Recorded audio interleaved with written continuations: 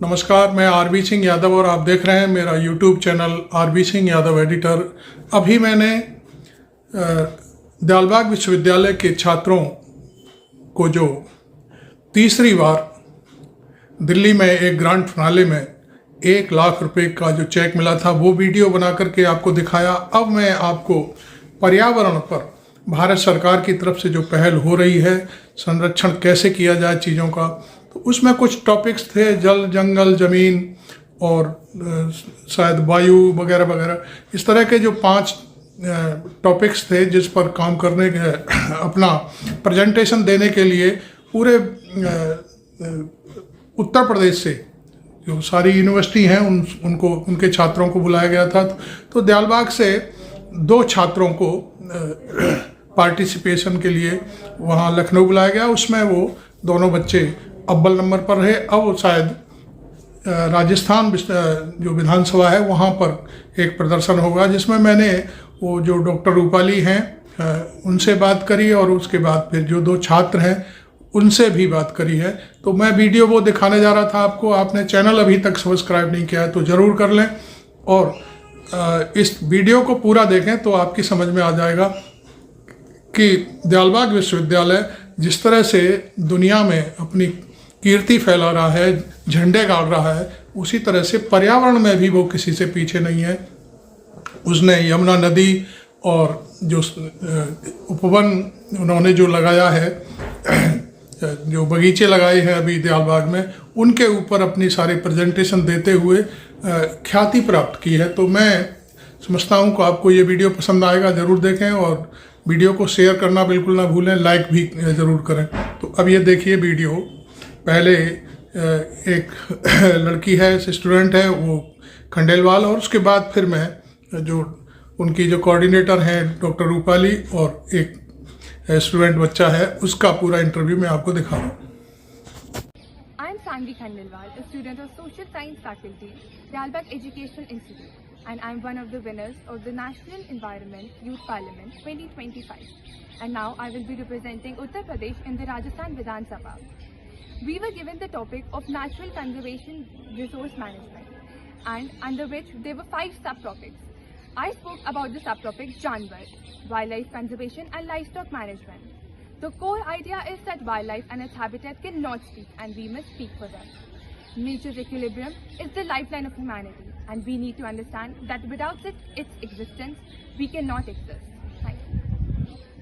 अभी मेरे सामने DI की डॉक्टर रूपाली सत्संगी हैं, जो किसकी प्रोफेसर हैं आप?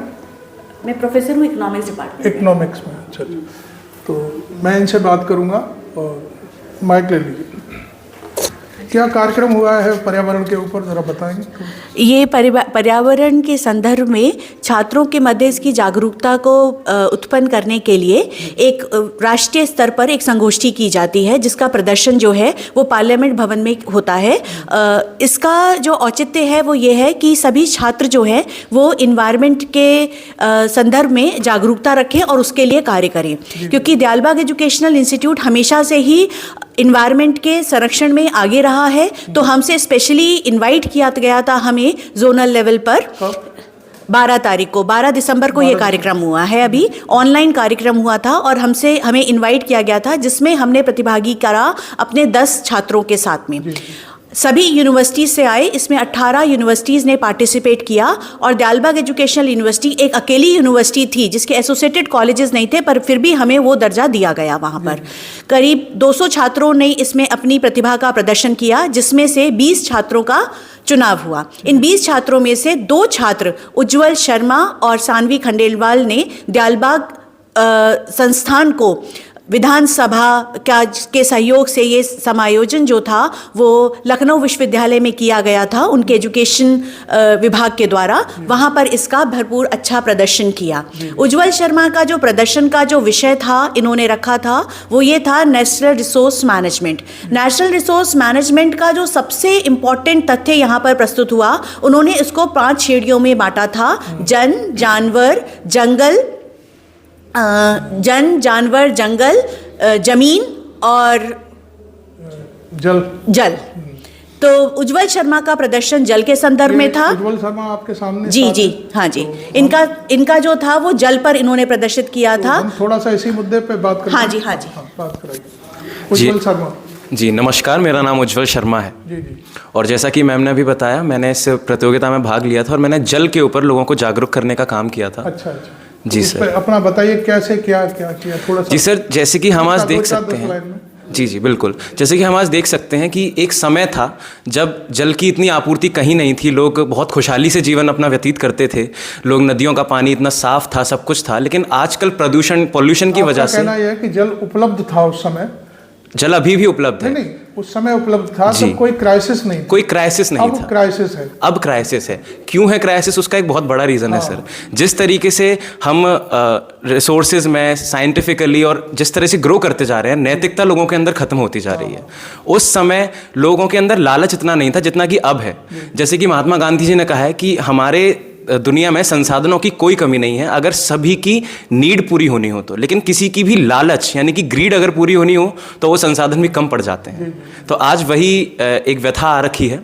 तो जैसा कि और इसके कारण बहुत से चेंजेस हुए हैं। हमारे सामाजिक जो नैतिकता है वो बहुत घट गई हैं। जैसे कि एक समय था लोग विवाह करते थे तो प्रेमबद्ध होकर करते थे और बहुत अच्छे से करते थे। आज के टाइम पे एक नया वो उठ चुका है कि लोग विवाह इसलिए करते हैं क्योंकि उनको घर में पानी भरने के लिए, पानी की उनको रिसोर्सेज चाहिए होते हैं, इसलिए ज़्यादा हाथ चाहिए उन्हें। तो एक उनकी वाइफ ऑलरेडी है और वो फिर भी दूसरी शादी करके क्यों ला रहे हैं कि दूर जाकर पानी भर के ज़्यादा आ जाएगा।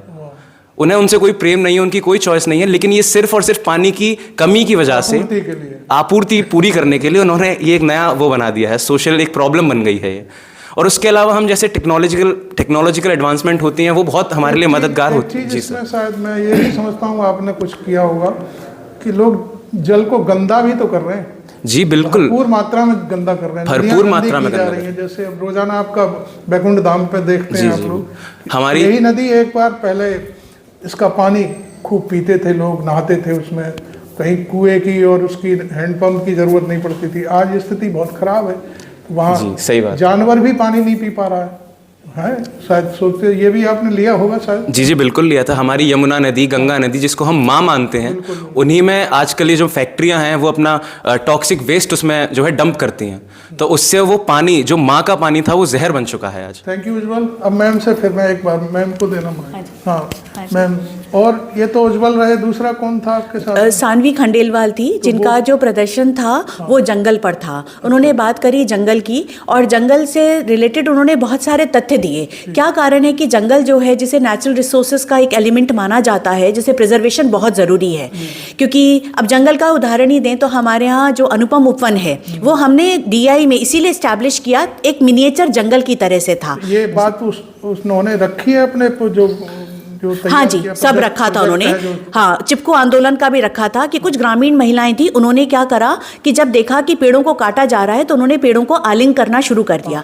ये जो चिपको आंदोलन था, इसका मतलब केवल ये नहीं था कि उसे आलिंग करना, उसका मतलब ये था कि पेड़ उतने ही रिस्पेक्टफुल हैं जैसे कि दूसरा व्यक्ति होता है और उसकी हमें ज़रूरत है, क्योंकि उसके बिना हमारा जीवन मुश्किल है। तो पेड़ केवल एक जड़ मूर्त में खड़ा हुआ कोई एक वस्तु या कोई एक जड़ पदार्थ नहीं है, बल्कि उसमें भी जीवन है और उसे हमें साथ लेकर चलना होगा। और कोविड के समय हमने इसकी जो उपयोगिता थी उसको ज़्यादा महसूस किया और यही कारण है कि दयालबाग एजुकेशनल इंस्टीट्यूट ने अपना एक भी एकेडमिक डे जो था वो मिस नहीं किया, जबकि सभी इंस्टीट्यूट दुनिया के बंद थे, पर हम फिर भी चलते रहे क्योंकि हमारे पास में अनुपम उपवन जैसा एक छोटा सा जंगल था, या जंगल नहीं कहेंगे क्योंकि वो उस समय हमारे खाद्यान्न की पूर्ति कर रहा था, हमें स्वच्छ हवा दे रहा था, वहाँ से हमें खाद्य सामग्री मिल रही थी। तो इस तरीके से हमने उसका उपयोग किया और उसे हमारे ही बच्चों ने इस्टेब्लिश किया था।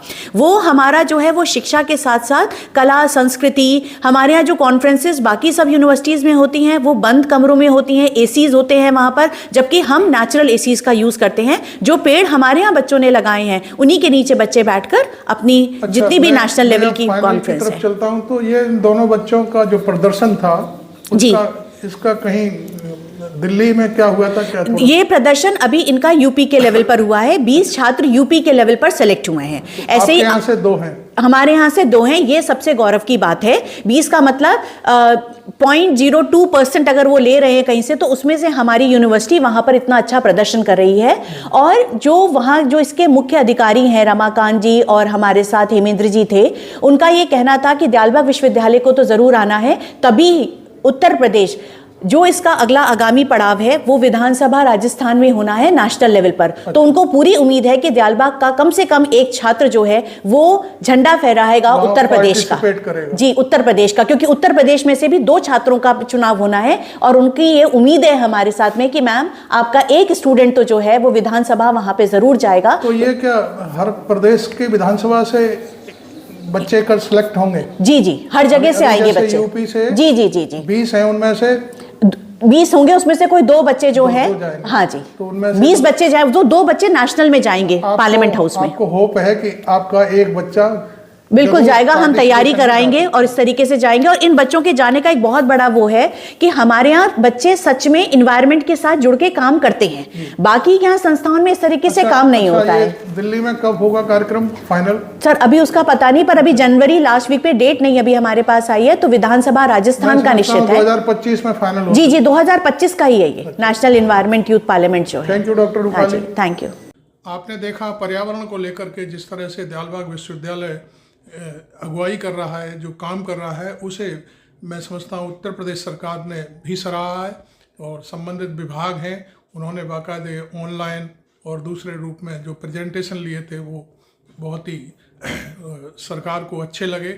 और वहाँ के किसी कोऑर्डिनेटर ने, डॉक्टर रूपाली ने बताया था कि वो उनका कहना है कि दिल्ली तक मैं समझता हूँ कम से कम दयालबाग विश्वविद्यालय का एक बच्चा जरूर पार्टिसिपेट करने के लिए जाएगा, जिसका प्रेजेंटेशन संसद में होगा कभी आगे 2025 में।